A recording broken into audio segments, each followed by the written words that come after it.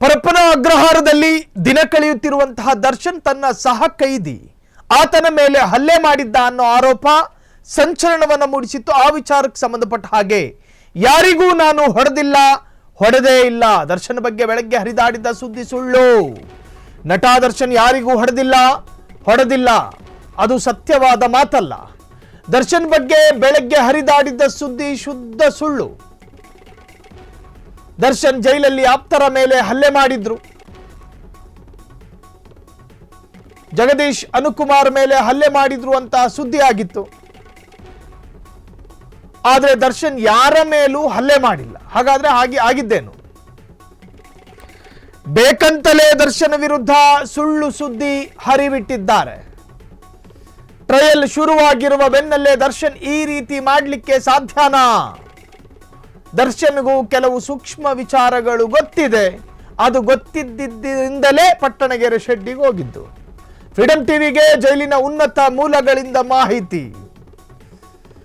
ದರ್ಶನ್ ಯಾರಿಗೂ ಹೊಡೆದಿಲ್ಲ, ಅದು ಬರೀ ಸುಳ್ಳು.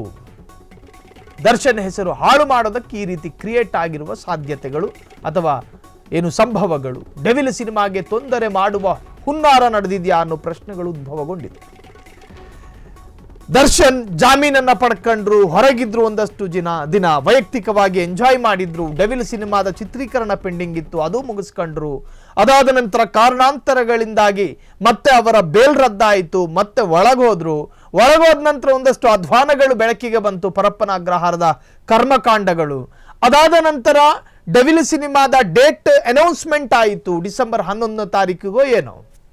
ಅದಾದ ನಂತರ ಈತನ ಪ್ರಕರಣ ಈಗ ಟ್ರಯಲಿಗೆ ಬಂದಿದೆ, ನ್ಯಾಯಾಲಯದಲ್ಲಿ ಟ್ರಯಲಿಗೆ ಬಂದಿದೆ.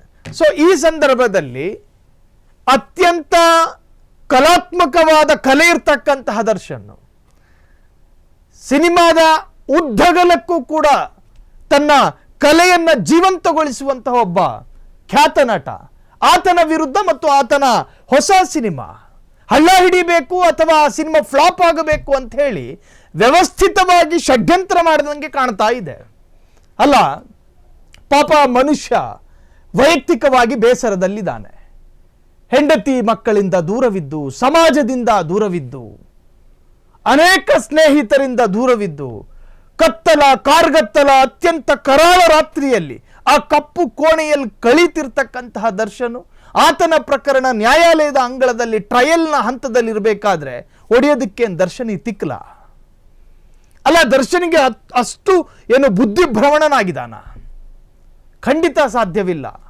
ಈತನ ಸಿನಿಮಾ ಯಾವುದೇ ಕಾರಣಕ್ಕೂ ಮೇಲ್ ಬೀಳಬಾರ್ದು ಅನ್ನೋ ಕಾರಣಕ್ಕೆ ಯಾರೋ ವ್ಯವಸ್ಥಿತವಾಗಿ ಈ ತರಹದ ಮಾಡಿರಬಹುದು ಅಂತೇಳಿ ಆತನ ಹಿಂಬಾಲಕರು, ಜೊತೆಗೆ ದರ್ಶನ್ ಪರ ಬೆಂಬಲ ಸೂಚಿಸುವಂತ ಅಭಿಮಾನಿಗಳ ಒಂದು ವಾದಗಳು, ಜೊತೆಗೆ ದರ್ಶನ್ ಸಿನಿಮಾ ಹಿಟ್ ಆಗಬೇಕು ಅನ್ನೋ ಕಾರಣಕ್ಕೋಸ್ಕರ ಎಷ್ಟೋ ಜನ ವೃತಗಳನ್ನು ಹಿಡಿಯುತ್ತಿದ್ದಾರೆ, ಕುರಿ ಕೋಣಗಳನ್ನು ಬಲಿ ಕೊಡ್ತಿದ್ದಾರೆ ದೇವರಿಗೆ. ಸೂಕ್ಷ್ಮತೆಗಳು ಗೊತ್ತಿರ್ತಕ್ಕಂಥ ಒಬ್ಬ ನಾಯಕ ನಟ ದರ್ಶನ್ ಈ ತರಹದ ಕೆಲಸ ಮಾಡೋದಕ್ಕೆ ಸಾಧ್ಯನೇ ಇಲ್ಲ. ಆತನ ವಿರುದ್ಧ ಶುದ್ಧ ಸುಳ್ಳು ಸುದ್ದಿಗಳನ್ನು ಹರಿಯಬಿಡಲಾಗ್ತಾ ಇದೆ. ಜೊತೆಗೆ ಆತನ ಇಮೇಜಿಗೆ ಕಳಂಕ ತರುವಂತಹ ಪ್ರಯತ್ನಗಳಾಗ್ತಾ ಇದೆ. ಆತನ ಪ್ರಕರಣ ಟ್ರಯಲ್ ಹಂತದಲ್ಲಿ ಇರಬೇಕಾದ್ರೆ ಈ ತರಹದ ಯಾವುದೇ ತರಹದ ನೆಗೆಟಿವ್ ವಿಚಾರದಲ್ಲಿ ದರ್ಶನ್ ಕಾಣಿಸಿಕೊಳ್ಳೋದಕ್ಕೆ ಸಾಧ್ಯನೇ ಇಲ್ಲ ಅಂತ ಹೇಳಿ ಅವರ ಪರ ಬಲವಾಗಿ ನಿಲ್ಲುವಂತಹ ವ್ಯಕ್ತಿಗಳ ವಾದ. ಬೇಕಂತಲೇ ದರ್ಶನ್ ವಿರುದ್ಧ ಸುಳ್ಳು ಸುದ್ದಿ ಹರಿಬಿಟ್ಟಿದ್ದಾರೆ. ಟ್ರಯಲ್ ಶುರುವಾಗಿರುವ ಬೆನ್ನಲ್ಲೇ ದರ್ಶನ್ ಈ ರೀತಿ ಮಾಡ್ಲಿಕ್ಕೆ ಸಾಧ್ಯನಾ? ದರ್ಶನ್ಗೂ ಕೆಲವು ಸೂಕ್ಷ್ಮ ವಿಚಾರಗಳು ಗೊತ್ತಿದೆ. ಫ್ರೀಡಂ ಟಿವಿಗೆ ಜೈಲಿನ ಉನ್ನತ ಮೂಲಗಳಿಂದ ಮಾಹಿತಿ ಲಭ್ಯವಾಗಿರುವಂತಹದ್ದು. ದರ್ಶನ್ ಯಾರಿಗೂ ಹೊಡೆದಿಲ್ಲ, ಅದು ಬರೀ ಸುಳ್ಳು. ದರ್ಶನ್ ಹೆಸರು ಹಾಳು ಮಾಡೋದಕ್ಕೆ ಈ ರೀತಿ ಕ್ರಿಯೇಟ್ ಆಗಿರುವ ಸುದ್ದಿ ಇದು. ಡೆವಿಲ್ ಸಿನಿಮಾಗೆ ತೊಂದರೆ ಮಾಡುವ ಹುನ್ನಾರ ನಡೆದಿದೆಯಾ ಎನ್ನುವಂತಹ ಪ್ರಶ್ನೆಗಳು ಉದ್ಭವಗೊಂಡಿದೆ. ಆತನ ಬೇಲ್ ರದ್ದತಿಯಾಗಿದ್ದು, ಮತ್ತಾತ ಒಳಗೋದ ನಂತರ ಅಲ್ಲಿನ ಕೆಲವೊಂದು ವಿಡಿಯೋಗಳು ವೈರಲ್ ಆಗಿದ್ದು, ಅದಾದ ನಂತರ ಈತನ ಪ್ರಕರಣ ಕೋರ್ಟ್ನಲ್ಲಿ ಟ್ರಯಲಿಗೆ ಬಂದಿದ್ದು. ಟ್ರಯಲಿಗೆ ಬರಬೇಕಾದ್ರೆ ದರ್ಶನ್ ಈ ತರಹದ್ದೊಂದು ಅನಾಹುತಗಳನ್ನು ಮಾಡ್ಕೊಂಡಿದ್ದಾನೆ ಅಂತ ಹೇಳಿ ಒಂದು ಸುದ್ದಿಯನ್ನು ಹಬ್ಬಿಸಿ ಮತ್ತೆ ಈತನ ಪ್ರಕರಣವನ್ನು ಮತ್ತಷ್ಟು ತೀವ್ರತೆ ಪಡೆದುಕೊಳ್ಳುವಂತೆ, ಈತನಿಗೆ ಬೇಲೆ ಸಿಗಬಾರದು ಅನ್ನೋ ಹಂತಕ್ಕೆ ಬರೋ ತರ ಯಾರೋ ನೋಡಿಕೊಳ್ತಿದ್ದಾರೆ ಅನ್ನೋ ಅನುಮಾನಗಳು ಶುರುವಾಗಿದೆ. ಕ್ಷಣ ಕ್ಷಣದ ಸುದ್ದಿಗಳಿಗಾಗಿ ಫ್ರೀಡಂ ಟಿವಿ ಸಬ್ಸ್ಕ್ರೈಬ್ ಮಾಡಿ, ಲೈಕ್ ಮಾಡಿ ಹಾಗೂ ಫಾಲೋ ಮಾಡಿ. ಹೊಸ ಸುದ್ದಿಗಳ ನೋಟಿಫಿಕೇಶನ್ಗಾಗಿ ಬೆಲ್ ಐಕಾನ್ ಮೇಲೆ ಕ್ಲಿಕ್ ಮಾಡಿ.